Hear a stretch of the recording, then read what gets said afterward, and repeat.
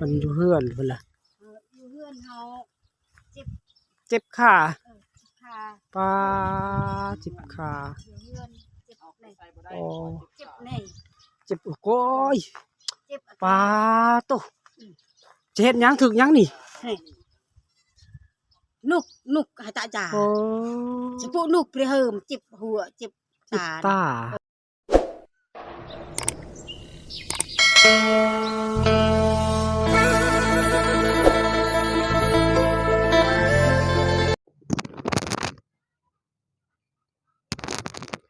ครับ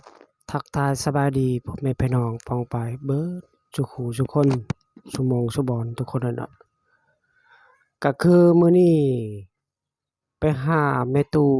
ของหมู่บ้านอ่าชนบทเขต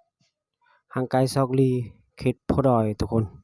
ก็คือแม่ตู่นี่มันทุกข์แห้งบ่มีไผเลี้ยงทุกคนเนาะลูกก็มีอยู่แต่ลูกมันไปจากทางใดโอ้ทุกคน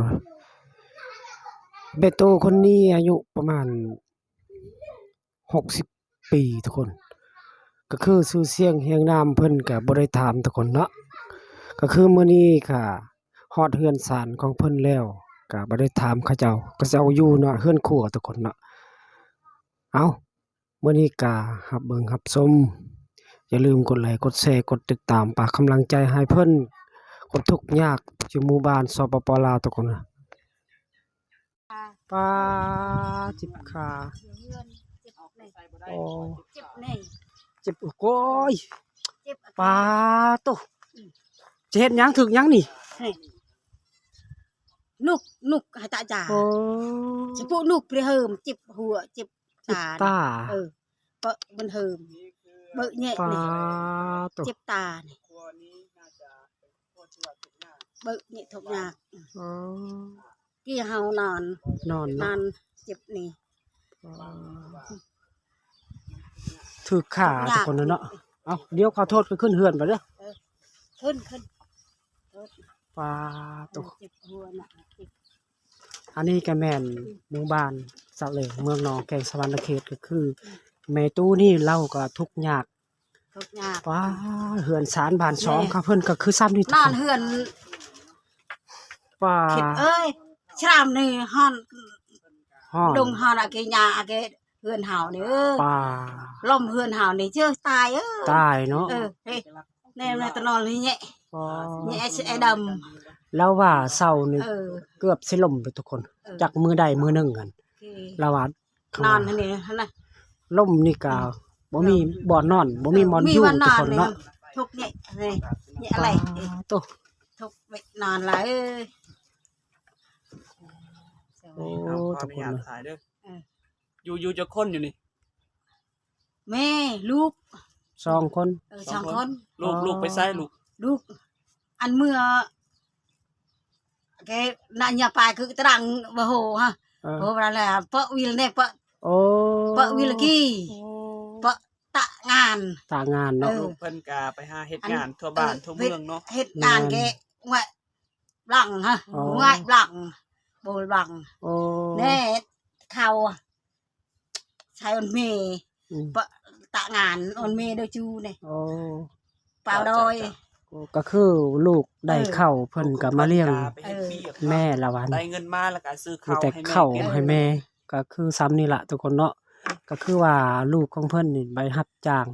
ต่างประเทศก็บ่ เพิ่น ฮู้ กา ว่า เจ็บขาเนาะ แถวบ้านแถว เพราะว่ามัน ทางไกลซอกลีนั่นแหละ ทึกอันนี้เด้วันเขาเฮ็ดกินนี่ ฟ้าตก วันนอนของเพิ่นกาประมาณนี้เลยพี่น้องเอ้ย ผัวตายแล้ว ตายแล้วพวก โอ้ พวกบ้านเรา บ้านนาเราเนาะ แอะเนี่ยเท่า โอ้ แอะตะบางเขียนตะเปะอันต้นเปะเปลย อ๋อ ดึงเมพอเท่า พอเฒ่า ในตายฮะพอเท่าอันงวย ตุ งวยบลังแล้วเมละมอจูไปในอันปลึงใน อายุแม่จำชื่อบ่จับ ประมาณ จัก จัก ปี ปี อายุ แม่น แม่น ตะกี้ โดย เครื่องยุฮะ โอ้ ชื่อสิพืดถึงกรวง ลากี่เอาปูวิล นังกระแน่นบ่ นักแน่น โอ้ยังบ่ใหญ่เนาะ ยังกระแน่นเนาะ แน่น ยังบ่ มา ใหญ่ เสียงใหญ่ๆฮะ โอ้ กี่ ประมาณวัยรุ่นๆอยู่เนาะ เบิ่นเฮิมเจ้ เพิ่นเตยอน เฮิม โอ้ บางเถอะตะกะทำไมอยู่ละเฮิมจูลากี่ละเฮิม อ๋อ อายุเพิ่นประมาณ เออ แต่ ตอนนั้น สงครามตอน แน่ ตอน ช่วย สง แน่ คราม ท่าไว้ช่วยนี่ อ๋อ ช่วยกันนี่ เพิ่นว่า ประมาณ แต่ ประ ส มาณ งค จัก ราม ปี ได้บ่60 50 ได้ ได้60 ปีเนาะ แต่ยนฮะ แต่ยนต์ ยนต์อยู่ แต่สงคราม แต่สงคราม เพิ่นก็ยังทันสงครามอยู่เด้อเนาะ แม่น สงครามก็50ปีผ่านไปเนาะ แม่น ตั้งแต่ปี 1975 ปัจจุบันนี้ปี 2026แล้วก็50 ปีแล้ว ตอนนั้นยังบ่ได้ผัวเนาะตอนสงครามหั่นตอนยังวัยรุ่นเนาะน่าจะประมาณ70นี่แหละ70 60 ปีพี่น้องเอ้ย แม่น ตอนนี้ ประมา ก็ ณ แม่ตู้ก็อยู่คนเดียวบ่อยู่คนเดียว อัน เนาะ มัน เพ น่า ราะว่า จะ ลูก แม่น ก็ไปสายๆเนาะ โอ้ บ่ได้อยู่เฮือน อยู่เฮือนเลยบ่ได้ แส ไป ดงว่าลูกมันไปซัวมั่วทุกคน ก็คือว่า บ่ได้ไปวิ่งวัง เราก็เลี้ยงอยู่แต่เลี้ยงมันไปรับจ้าง แต่ตาย อืม ลูกก็ ตาย มีแต่ ผัว ผู้เดียวเนาะ ลูก มีแต่ผู้เดียวเนาะ ก่อนมื้อมันนำมาเถอะ ก่อนมันนำเปิมระวัง โอ้ โอ้ ร้านฮะ โอ้ กินลำเลาะก่อนคือ ผู้หญิงบ่ ฮะ ผู้หญิงลูกชาย นี่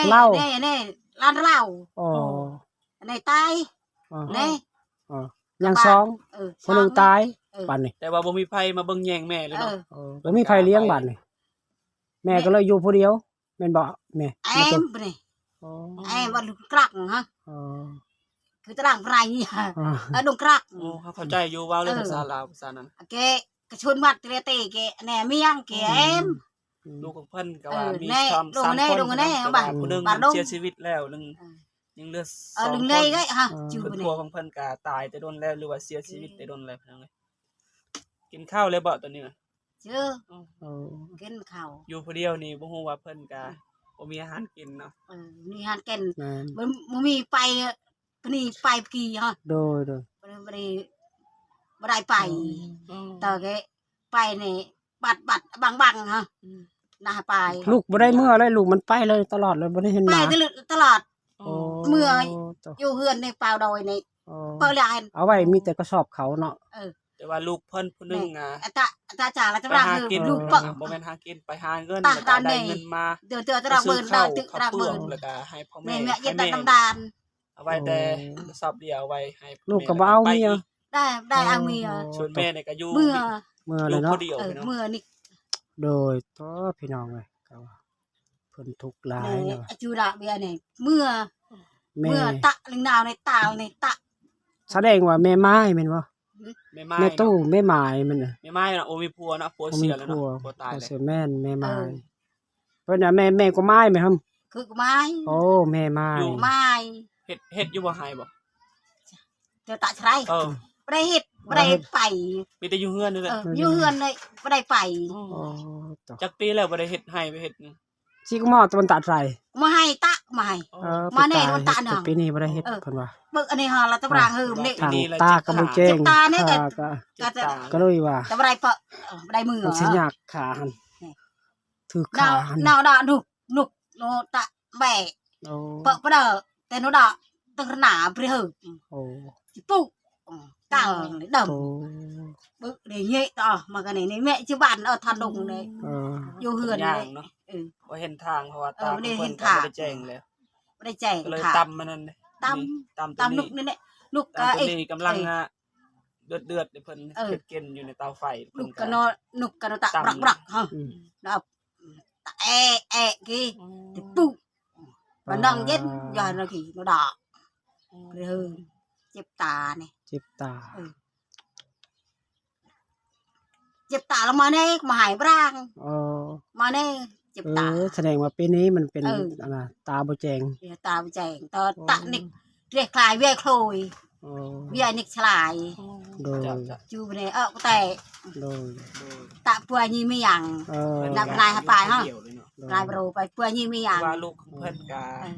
ไปหาเฮ็ดเวียกเฮ็ดงานแต่ว่าบ่ได้อยู่เฮือนบ่ได้มือหาผม เดี๋ยวนี้ก็อยู่ผู้เดียวนะแม่ ต้ ตู้ นเท่านึงได้มือ อยู่ผู้เดียวลูกบ่ได้อยู่นํเนาะ แม่นึงก็สอน ไปได้ลูกไปได้ คอมหมายว่าลูกมีแต่อามาเขาอย่างเดียวเนาะบ่ได้อยู่นํแม่ ว้าตวอันนี้ก็เฮือนศาลบานซองของเพิ่นก็ทุกแหงทุกคนนี่บ่อนสถานที่เขาเจ้านอนมีแต่บ่อนนั้นหั่นอันนี้แม่นบ่อนมีตู้เฮ็ดการกินการอยู่ทุกคนน่ะว้าตว